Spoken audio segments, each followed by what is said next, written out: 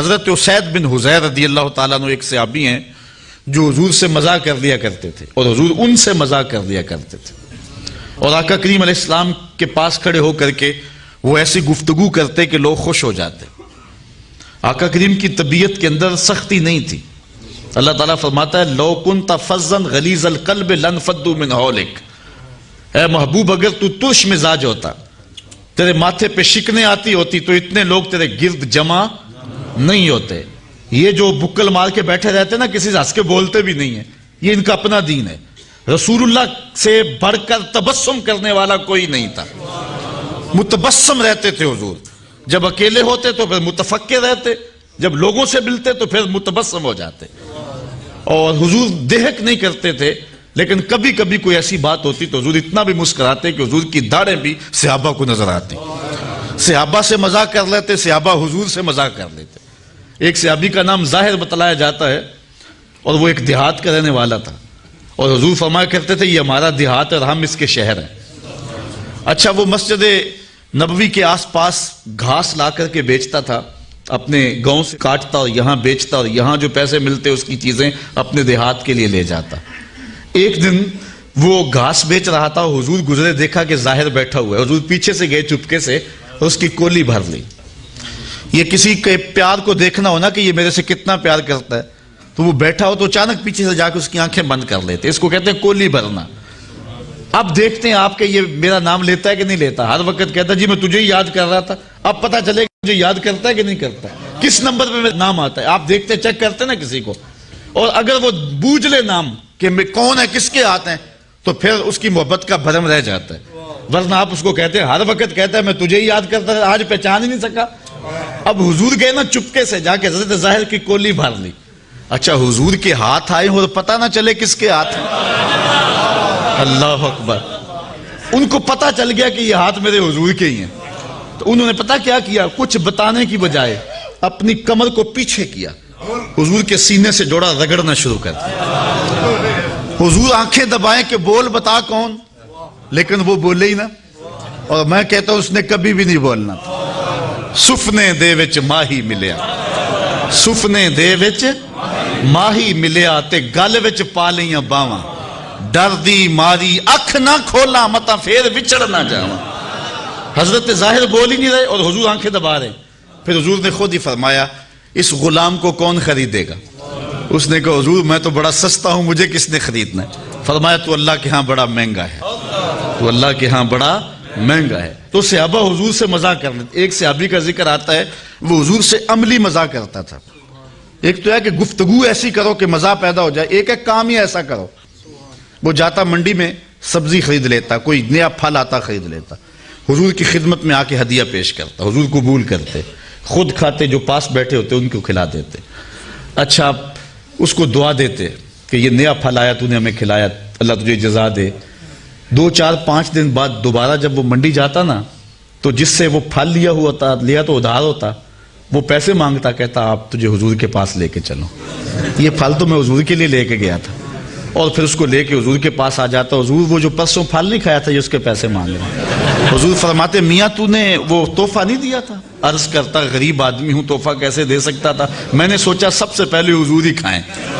تو آقا کریم اس کی قیمت بھی ادا کرتے اور پھر دوبارہ دعا دیتے، پھل کھلاتا، مفت کھلاتا، 2 مرتبہ دعائیں بھی لے جاتا۔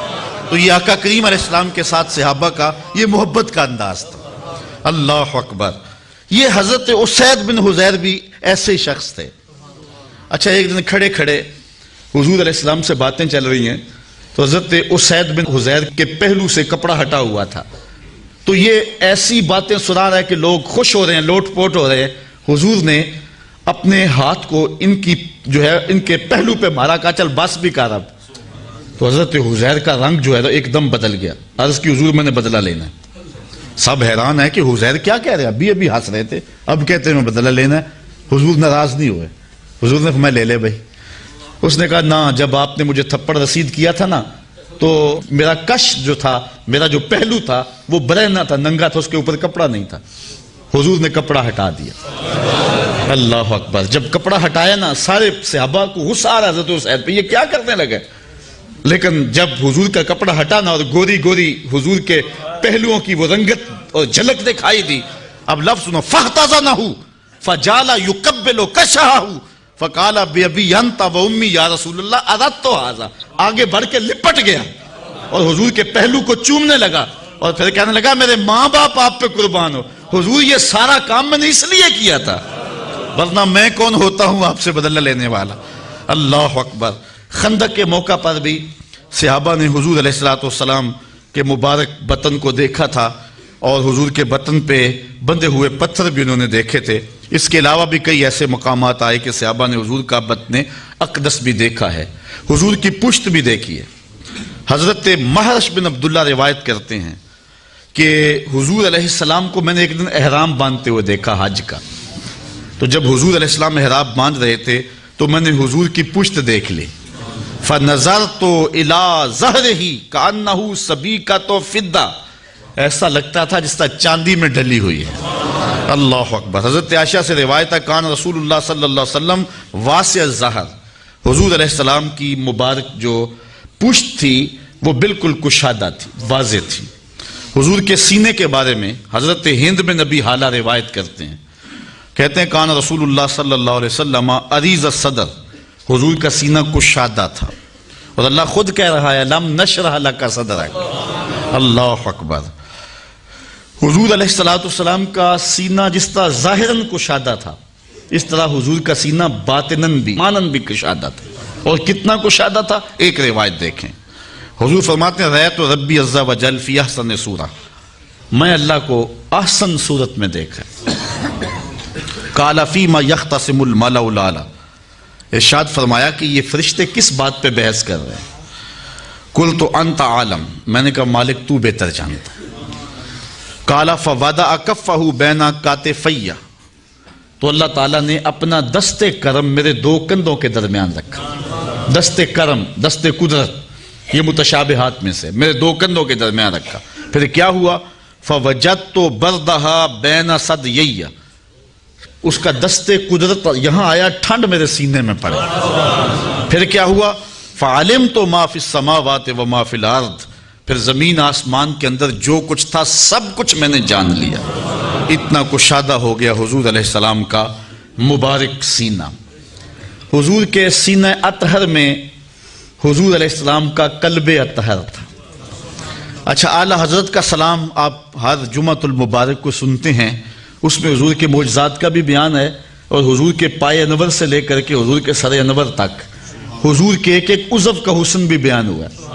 کبھی ہونٹوں کا ذکر کرتے ہیں، پتلی پتلی گلے قدس کی پتیاں، ان لبوں کی نزاکت پہ لاکھوں سلام.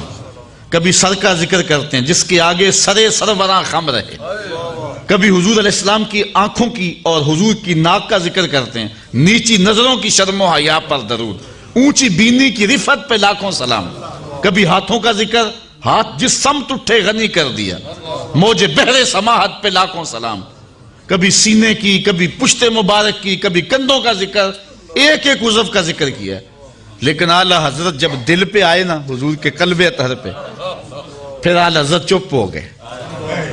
پھر قلم نے جنبش کی تو میرے امام نے لکھا دل سمجھ سے ورا. ہر عضو کا کوئی نہ کوئی قصیدہ میں نے لکھا ہے، لیکن اب دل کے بارے میں کیا لکھوں؟ دل سمجھ سے ورا مگر یوں کہوں، غنچائے راز وحدت پہ لاکھوں سلام. جب شق صدر ہوا ہے نا حضور کا اور قلب اطہر نکالا گیا اور آب زمزم سے غسل دیا گیا، جس سال حضور جب معراج پہ جانا تھا تو جبریل امین نے دو لفظ کہے تھے حضور کے قلب اطہر کے بارے میں. وہی لفظ ملتے ہیں حضور کے دل کے بارے میں. اللہ اکبر. وہ بیان کرتے ہیں، امام بدر الدین عینی نے عمدۃ القاری شرح صحیح بخاری میں وہ لفظ لکھے ہیں. جبریل نے کہا واہ واہ قلب وکیع فیہ اذنان سمیعتان و عینان بصیرتان، واہ واہ کیسا دل ہے جس میں دو آنکھیں ہیں جو دیکھتی ہیں اور دو کان ہیں جو سنتے ہیں. اسی لیے فرمایا صحابہ اپنی صفیں سیدھی رکھا کرو، مت سمجھو کہ میں صرف آگے دیکھتا ہوں، جس طرح آگے دیکھتا ہوں میں پیچھے بھی دیکھتا ہوں، میں تمہارے رکوع بھی دیکھتا ہوں اور دلوں میں پیدا ہونے والے خشوع بھی دیکھتا ہوں. اور اقبال کہتا ہے چشم تو بی نندائے ما فی الصدور، اے فروغت صبح آثار و دہور، چشم تو بی نندائے ما فی الصدور، تیری نظر تو سینوں کے چھپے راز بھی دیکھتی ہے. تو یہ اللہ نے اپنے محبوب کے دل کو وہ نور دیا ہے. حضور نے فرمایا, حضرت عائشہ سے روایت ہے, تنام عینایا ولا ینام قلبی, میری آنکھیں سوتی ہیں دل نہیں سوتا رہتا. اسی لیے ہماری نیند وضو توڑ دیتی ہے, نبی کی نیند وضو نہیں توڑتی, اس لیے کہ دل تو جاگ رہا ہوتا ہے حضور کا. اللہ اکبر. حضور کے بازوں کے بارے میں ایک روایت ہے, کان رسول اللہ صلی اللہ علیہ وسلم اشر الذراعین, حضور کے بازوں پہ بال تھے, ابل الازدین والذراعین طویل الزندین, یہ بھی لفظ ہیں. اور ایک روایت میں کان رسول اللہ صلی اللہ علیہ وسلم عظیم الصاعدین, یہ حضرت ابو ہریرہ سے مروی ہے کہ حضور علیہ الصلوۃ والسلام کے مبارک بازو عظیم تھے. اور اعلی حضرت فرماتے ہیں, جس کو بارے دو عالم کی پرواہ نہیں, ایسے بازو کی قوت پہ لاکھوں سلام. حضور نے کنکر پکڑے اور کافروں پہ پھینکے. شاہت الوجوہ اللہم ارعب قلوبہم وزلزل اقدامہم, تو خدا نے کیا کہا, وما رمیتا اذ رمیتا ولکن اللہ رما. اے محبوب, یہ جو کنکر تو نے پھینکے, یہ تو نے تو نہیں پھینکے, یہ تو میں نے پھینکے. ذرا غور تو کیجئے, لوگ جدائی ڈال رہے ہیں اللہ اس کے رسول میں. اللہ کہتا ہے محبوب یہ جو کنکر تو نے پھینکے, یہ کنکر جو تو حضور نے پھینکے ہیں نا, پھر کہا تو نے نہیں پھینکے, یہ میں نے پھینکے. ذرا غور تو کیجئے اس پہ, یہ جو کنکر تو نے پھینکے, یہ تو نے نہیں پھینکے, یہ میں نے پھینکے. وما رمیتا اذ رمیتا ولکن اللہ رما. ہمارے استاد فرمایا کرتے تھے کہ لوگوں کو غلطی لگ گئی ہے دین سمجھنے میں. ہم یہ نہیں کہتے کہ اللہ اس کے رسول کی ذات ایک ہے, اگر یہ کہیں گے تو کافر ہوں گے, یہ نہیں کہتے. ہم کہتے ہیں ذات ایک نہیں ہے لیکن بات ایک ہی ہے. ذاتیں دو ہیں لیکن باتیں دو نہیں. ذات ایک نہیں لیکن بات. تو کنکر محبوب نے پھینکے, اللہ فرماتا محبوب یہ میں نے پھینکے. اللہ اکبر. تو محبوب علیہ الصلوۃ والسلام کے وہ بازو, ان پر ایک حدیث سناؤں. ایک ظاہری حسن ہے نا بازوں کا, اور ظاہری لمبائی ہے کہ موزونیت کے ساتھ حضور علیہ السلام کے مبارک بازو لمبے تھے, لیکن اس کا ایک اور مانوی قد بھی ہے. اور وہ حضرت عبداللہ ابن عباس بیان کرتے ہیں, کہتے ہیں نماز پڑھائی حضور نے, نماز پڑھاتے پڑھاتے حضور نے ہاتھ آگے کیا, بخاری کی روایت ہے, پھر پیچھے کر لیا, سلام پھرا تو صحابہ نے پوچھ لیا حضور آج آپ نے نماز پڑھاتے پڑھاتے ہاتھ آگے کیا پھر کھینچ لیا. چونکہ صحابہ سمجھتے تھے حضور کی اداؤں کا نام دین ہے, تو یہ آج نئی ادا سامنے آئی ہے تو یہ بھی دین ہوگا. تو انہوں نے کہا کہ حضور ہم بھی ایسے کیا کریں, یہ نماز کا حصہ ہے.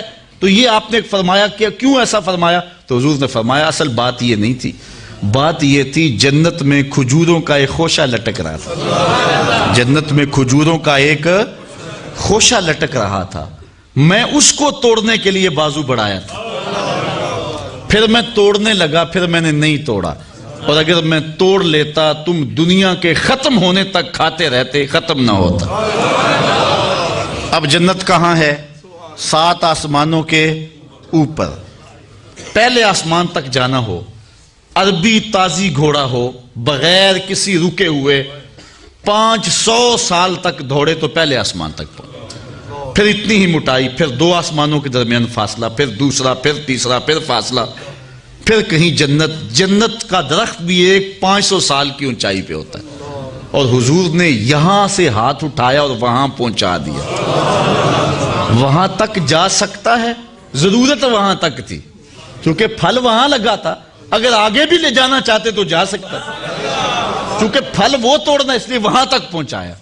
میں اور آپ اپنا ہاتھ اٹھائیں تو کتنا اونچی جائے گا؟ 3 فٹ اونچا, اس سے تو نہیں جاتا. ہاں نظر میری اگر چھت نہ ہو درمیان میں تو دوسرے تیسرے آسمان کے ستارے بھی دیکھ لیتی, آپ کی نظر بھی دیکھ لیتی. میرا ہاتھ 3 فٹ تک جاتا ہے اور نظر تیسرے آسمان تک جاتی ہے, اور جس کا ہاتھ جنت تک جاتا ہے نگاہیں کہاں تک جاتی ہیں؟ اچھا غور کرو, میں یہاں کھڑے ہو کے دیکھوں تو نظر کہاں تک جاتی ہے؟ آسمان تک. اور محبوب جب عرش پہ کھڑے ہوں گے تو پھر نظر کہاں تک گئی ہوگی؟